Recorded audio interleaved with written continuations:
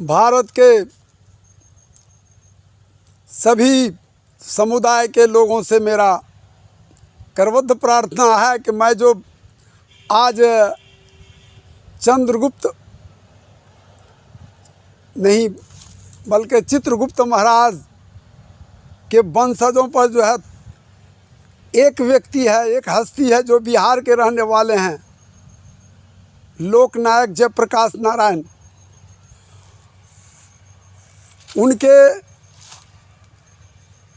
उनकी जीवनी पर मैं थोड़ा सब प्रकाश देने के लिए खड़ा हुआ हूँ। और हालांकि सभी लोग जानते हैं, मगर विस्तारित रूप तो एक किताब बन जाएगी। संक्षिप्त रूप में जो है आप लोगों के बीच में मैं उनके जीवनी पर प्रकाश डालने जा रहा हूँ। इसको ध्यानपूर्वक सुनेंगे आप।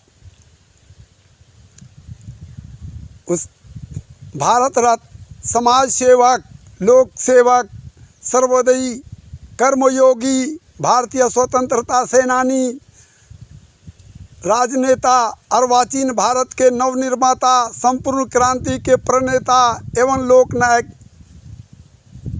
इत्यादि विशेष नामों से पुकारे जाने वाले महामानव जयप्रकाश नारायण। जयप्रकाश नारायण का जन्म 11 अक्टूबर सन 1902 ईस्वी को शिताब दियारा, रिविलगंज, सारण बिहार में हुआ था। इनके पिता हर्षु दयाल श्रीवास्तव, माता फूलरानी थीं। ये जाति के कायस्थ थे तथा इनका गोत्र कश्यप एवं मूल श्रीवास्तव था। अब मैं इनके प्रारंभिक शिक्षा पर भी हल्का सा रोशनी डाल देता हूँ। इनकी प्रारंभिक शिक्षा मध्य विद्यालय रिविलगंज, सारण बिहार से शुरू हुई थी। 1919 ईस्वी में इन्होंने मेरिट सर्टिफिकेट के साथ मैट्रिक की परीक्षा पास की। अक्टूबर 1920 ईस्वी में इनका विवाह बिहार राज्य अंतर्गत सीवान के श्रीनगर निवासी ब्रिज किशोर बाबू की सुपुत्री प्रभावती के साथ संपन्न हुआ था। 16 अगस्त 1922 में जयप्रकाश बाबू उच्च शिक्षा प्राप्त करने हेतु कलकत्ता से अमेरिका जाने के लिए पनिया जहाज से प्रस्थान किए।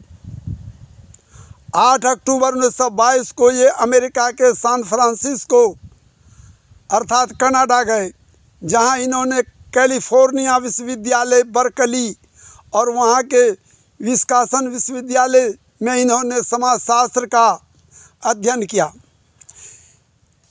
ये 1924-25 ईस्वी में विस्कॉन्सिन विश्वविद्यालय में पढ़ते समय मार्क्सवाद से काफ़ी प्रभावित हुए थे। 31 अगस्त 1928 में इन्होंने ओहियो विश्वविद्यालय से बीए की परीक्षा उत्तीर्ण की। यहाँ की महंगी पढ़ाई के खर्चों को वहन करने हेतु इन्होंने खेतों, कंपनियों एवं रेस्टोरेंटों में काम किया था। यहाँ ये मार्क्सवाद के समाजवाद से काफ़ी प्रभावित हुए थे। 13 अगस्त 1929 ईस्वी को ओहियो विश्वविद्यालय से इन्होंने एमए की डिग्री प्राप्त की, किंतु पीएचडी न कर सके थे क्योंकि इनकी माता फूलरानी काफ़ी अस्वस्थ हो चुकी थी। इस कारण सितंबर 1929 को ये भारत लौटने हेतु अमेरिका से प्रस्थान किए। नवंबर 1929 में ये भारत लौट आए। और आगे की बात लीजिए।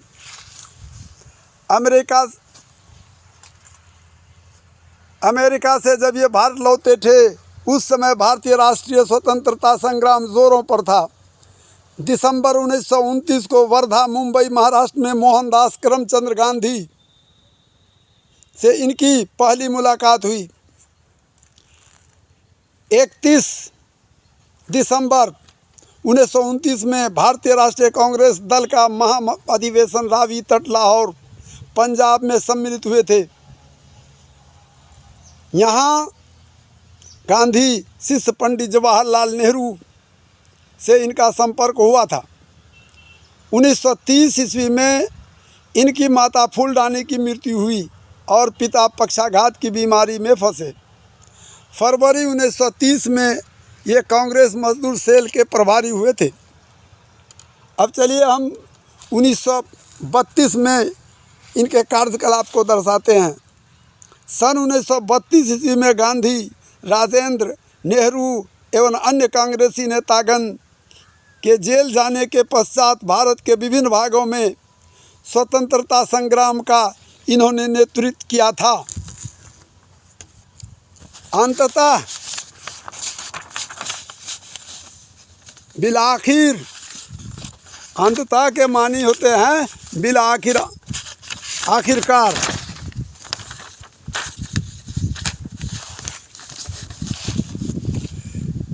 मद्रास, चेन्नई में सितंबर 1932 में इन्होंने गिरफ्तार कर नासिक जेल भेज दिया गया। यहाँ C.K. नारायणन स्वामी, M.H. दांतवाला, N.G. गोड़े, मीनू मसानी, अच्युत पटवर्धन, अशोक मेहता, चार्ल्स मार्कारेहांस एवं डॉक्टर राम मनोहर लोहिया इत्यादि कांग्रेसी नेताओं से इनकी भेंट हुई।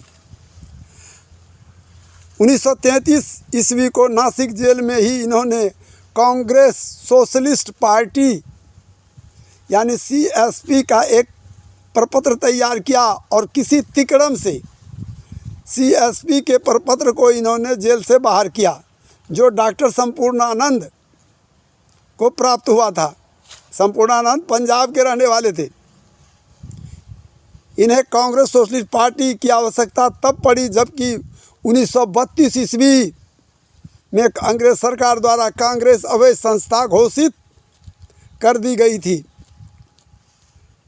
CSP समाजवाद में विश्वास रखती थी।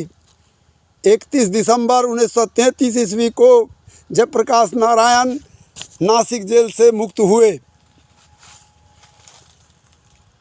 14 जनवरी 1934 ईस्वी को 2 बजे दिन में बिहार में प्रलयकारी भूकंप आया, जिनमें शहरी क्षेत्रों में जनधन की काफ़ी क्षति हुई थी। ऐसी परिस्थिति में इन्होंने अन्य सभी कार्यों को छोड़कर अपनी धर्मपत्नी प्रभावती को साथ लेकर भूकंप पीड़ितों को सहायतार्थ घर से निकल पड़े। और मैं आप लोगों को विस्तार रूप से तो नहीं, शॉर्ट हैंड में ही भाग रहा हूँ, घबराइएगा नहीं, ध्यान से पूरी सुनिए। बिहार भूकंप रिलीफ फंड अध्यक्ष डॉक्टर राजेंद्र प्रसाद थे। तो डॉक्टर राजेंद्र प्रसाद से इन्होंने भेंट की तथा ये दोनों पति पत्नी भूकंप पीड़ितों के राहत कार्य में जुट गए थे। इस प्रकार के अनेक लोक कल्याण कार्य इन्होंने किया था। अप्रैल 1934 में उत्तर प्रदेश के कांग्रेसी नेता डॉक्टर संपूर्णानंद ने नासिक जेल के प्रपत्र के तहत समाजवादी कार्यक्रम की रूपरेखा तैयार की। इसके अनुसार 17 मई 1934 ईस्वी को अंजुमन इस्लामिया हॉल पटना बिहार में समाजवादियों का आचार्य नरेंद्र देव की अध्यक्षता में एक महाधिवेशन हुआ। इस महाधिवेशन में ही कांग्रेस सोशलिस्ट पार्टी का गठन हुआ। इसका प्रथम महासचिव जयप्रकाश नारायण ही हुए थे। जुलाई 1934 में अपनी स्वरचित पुस्तक समाजवाद क्यों का इन्होंने प्रकाशन किया था। 1936 ईस्वी में कांग्रेस कार्यकारिणी समिति के ये सदस्य निर्वाचित हुए थे।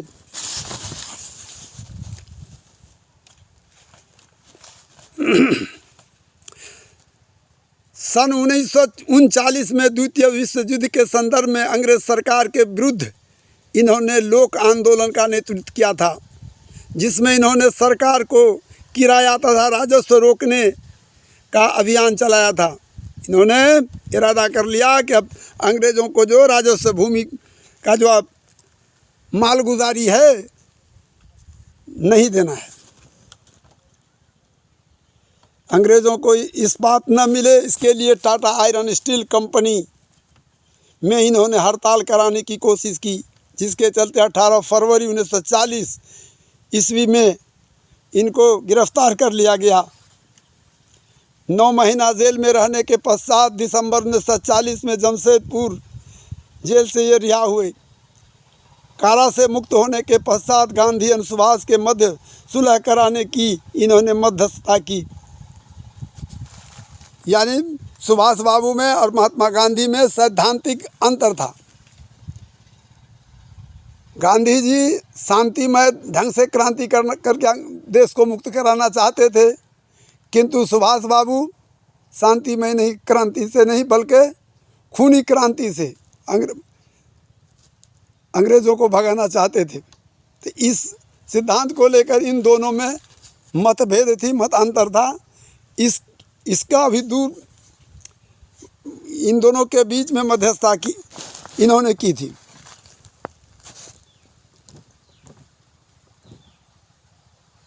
जिसके चलते 18 फरवरी 1940 में इनको गिरफ्तार कर लिया गया। 9 महीना जेल में रहने के पश्चात दिसंबर 1940 में जमशेदपुर से ये रिहा हुए थे। कारा से मुक्त होने के पश्चात गांधी और सुभाष के मध्य सुलह कराने की इन्होंने मध्यस्थता की। इससे अंग्रेज सरकार की दृष्टि इन पर कड़ी हो गई और जनवरी 1941 ईस्वी को मुंबई महाराष्ट्र में पुनः इनको गिरफ्तार कर राजस्थान की देवली कैंप जेल भेजा गया, जहां इन्हें नज़रबंद कर दिया गया। फिर रिहाई के पश्चात 23 अप्रैल 1941 को पुनः गिरफ्तार कर इनको देवली कैंप जेल राजस्थान ही भेजा गया। देवली के कैंप जेल में कैदियों की दुर्दशा देखकर 22 अक्टूबर 1941 से 22 नवंबर 1941 तक 31 दिनों का इन्होंने निरंतर उपवास रखा था। इससे देवली कैंप जेल राजस्थान के सुपरिटेंडेंट ने नवंबर 1941 में देवली कैंप जेल से हजारीबाग जेल में इनको हस्तांतरित कर दिया। 8 नवंबर 1942 को जयप्रकाश नारायण, योगेंद्र शुक्ला, सूर्यनारायण सिंह, जुलाली सोनार, रामनंदन मिश्र एवं शालिग्राम सिंह इत्यादि नेतागण एक योजना के तहत हजारीबाग केंद्रीय कारा से 17 फुट ऊंची दीवार फांद कर भाग निकलने में सफल हुए थे। जयप्रकाश नारायण को जेल से भागने की घटना को अंग्रेज सरकार ने बड़ी गंभीरता से ली। उस समय तक ये भारतीय युवकों के नेता बन चुके थे। भारतीय स्वतंत्रता संग्राम के संदर्भ में अंग्रेज़ों से मुकाबले के लिए हथियारों के उपयोग को इन्होंने उचित करार दिया था। इस सिद्धांत के तहत इन्होंने गुरिल्ला युद्ध की तैयारी हेतु नेपाल में आज़ाद दस्ता का गठन किया था। इन्होंने दस्ता का संयोजक सूर्यनारायण सिंह को बनाया था। मार्च अप्रैल 1943 में आज़ाद दस्ता का प्रथम प्रशिक्षण शिविर प्रारंभ हुआ था, जिसमें बिहार से 150 युवकों ने प्रशिक्षण पाया था। इस संदर्भ में 1943 को पंजाब में चलती ट्रेन में मोगलपुरा स्टेशन पर इन्हें पुलिस ने गिरफ्तार कर लिया। 16 महीना लाहौर किला पंजाब कारा में रहने के पश्चात जनवरी 1945 में इन्हें आगरा उत्तर प्रदेश कारा में स्थानांतरित किया गया। मोहनदास करमचंद गांधी ने अंग्रेज़ों पर दबाव बनाया था कि डॉक्टर राम मनोहर लोहिया तथा जयप्रकाश नारायण की रिहाई के बिना अंग्रेज़ सरकार से किसी प्रकार की संधि संभव नहीं है।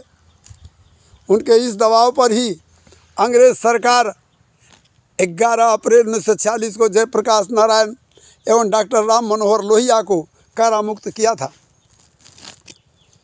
स्वतंत्रता प्राप्ति के पश्चात मार्च 1948 में इन्होंने समाजवादी दल का नेतृत्व किया। इसके पश्चात गांधीवादी दल के साथ मिलकर समाजवादी सोशलिस्ट पार्टी की स्थापना की। 19 अप्रैल 1954 को गया बिहार में विनोबा भावे के सर्वोदय आंदोलन के लिए इन्होंने जीवन अर्पित करने की घोषणा की थी।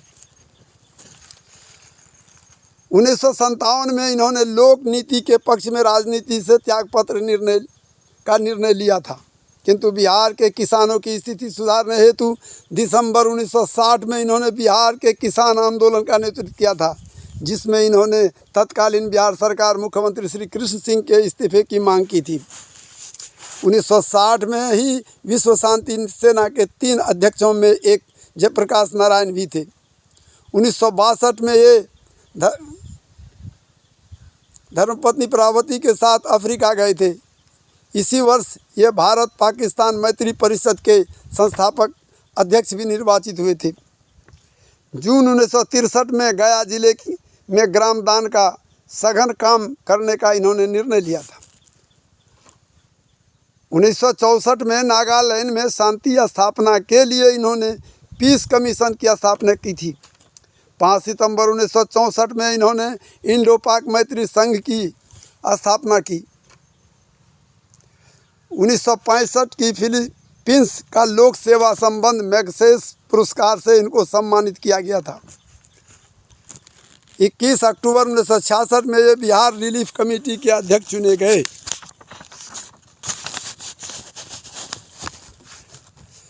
25 मार्च 1971 में शेख मुजीबुर रहमान के नेतृत्व में पूर्वी पाकिस्तान में चल रहे स्वाधीनता संग्राम का इन्होंने जोरदार समर्थन किया था। 15 अप्रैल 1973 में इनकी धर्मपत्नी प्रभावती की मृत्यु हो गई। जुलाई 1973 में अंग्रेजी साप्ताहिक एवरी मेंस का इन्होंने प्रथम प्रकाशन किया था। 22 जनवरी 1974 को पटना विश्वविद्यालय के छात्र संघ की सभा में इन्होंने लोकतंत्र सुरक्षा हेतु युवाओं को आगे आने की अपील की थी।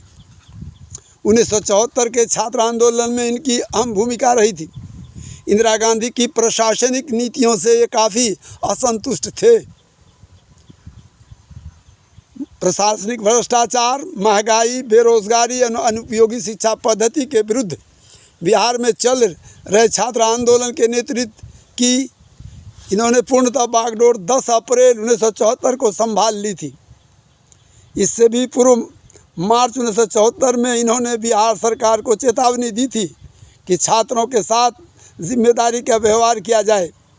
8 अप्रैल 1974 को पटना में छात्रों द्वारा कदम कुआं से इन्होंने मौन जुलूस निकलवाया था, जिसमें ये स्वयं भी सम्मिलित थे।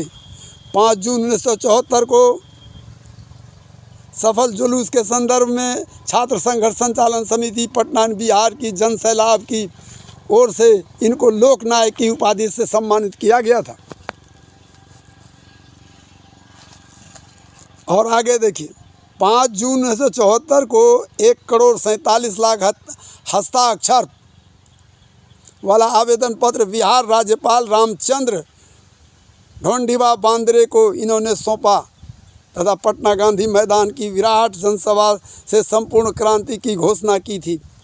1 अगस्त 1974 को इन्होंने पटना की आम सभा में लोक जीवन से भ्रष्टाचार समाप्त करके नैतिक क्रांति का आह्वान किया था। और आगे चलिए, 3, 4, 5 अक्टूबर 1974 का भूतपूर्व संपूर्ण बिहार बंद भी इनके आह्वान पर हुआ था। 29 अक्टूबर 1974 को लुधियाना पंजाब में छात्रों के नेतृत्व करने के जुर्म में इन पर पुलिस ने लाठी चलाई, जिससे इनकी पसली की हड्डी टूट गई। 1 नवंबर 1974 को प्रधानमंत्री इंदिरा गांधी से इनकी भेंट हुई। इन दोनों के मध्य की वार्ताएं विफल रही थी। 4 नवंबर 1974 को इनके आह्वान पर विधानसभा घेराव हेतु पटना में विशाल जुलूस निकाला गया था। आंदोलनकारियों पर पुलिस ने लाठीचार्ज की, जिसमें इन्हें भी लाठियां लगी थी। 18 नवंबर 1974 को इंदिरा ने इनको चुनौती दी थी कि संघर्ष का फैसला चुनाव के मैदान में होगा। इस चुनौती को इन्होंने स्वीकार किया। 1 जनवरी 1975 को इन्होंने छात्र युवा संघर्ष वाहिनी के गठन की घोषणा की थी। 6 मार्च 1975 को इनके नेतृत्व में वोट क्लब मैदान दिल्ली में विशाल प्रदर्शन हुआ था। जनता की मांगों को इन्होंने लोकसभा अध्यक्ष गुरुदयाल सिंह ढिल्लन को दिया था। ये गुरुदयाल सिंह ढिल्लन जो है, ये कैप्टन थे किसका? आज़ाद हिंद फौज के अंदर में ये कैप्टन थे और भारत सरकार ने इसको लोकसभा अध्यक्ष चुना था। इसी माह सर्व सेवा संघ के पवनार वर्धा महाराष्ट्र अधिवेशन में इन्हें संघर्ष का मार्ग छोड़ने की सलाह दी गई थी।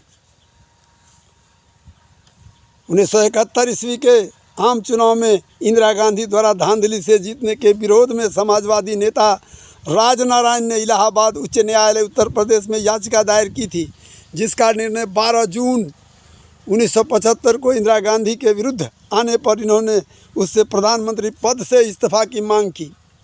25 जून 1975 को रामलीला मैदान दिल्ली की विशाल जनसभा में इन्होंने यानी इंदिरा सरकार की कटु आलोचना के साथ निर्णायक जनसंघर्ष का क्रांतिकारी आह्वान किया था। 26 जून 1975 को इंदिरा गांधी ने महामहिम राष्ट्रपति फखरुद्दीन अली अहमद द्वारा भारत में आपातकाल लागू करवाया, जिसमें इनके अर्थात जेपी सहित 600 विरोधियों को मीसा एवं DIR धारा के तहत बंदी बनाया गया था तथा प्रेस पर सेंसरशिप लगा दिया गया था। चंडीगढ़ पंजाब के एकांत कारा में इनकी तबीयत और भी खराब हो गई, इसलिए 7 माह कारा में रहने के पश्चात इनको कारा मुक्त किया गया था, किंतु इन पर नज़रबंदी लागू थी। 4 दिसंबर 1975 को सरकार ने नज़रबंदी का आदेश वापस ले लिया। जनवरी 1977 में इनके प्रयासों से एकजुट विरोध पक्ष ने जनता पार्टी की स्थापना की। 23 जनवरी 1977 को सरकार द्वारा मार्च 1977 में आम चुनाव कराने की घोषणा की गई।